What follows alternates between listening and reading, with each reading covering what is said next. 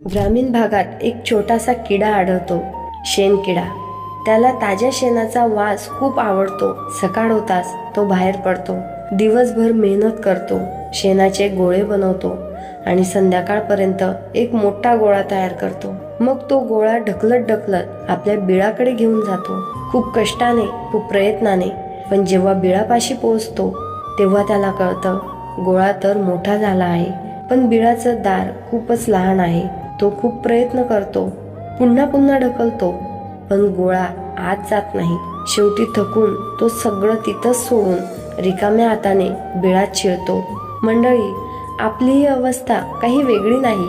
आपण आयुष्यभर पैसा, संपत्ती, वस्तू हे सगळं जमा करण्यात गुंतून जातो. आणखी थोडं, आणखी थोडं असं करत करत आयुष्य संपतं.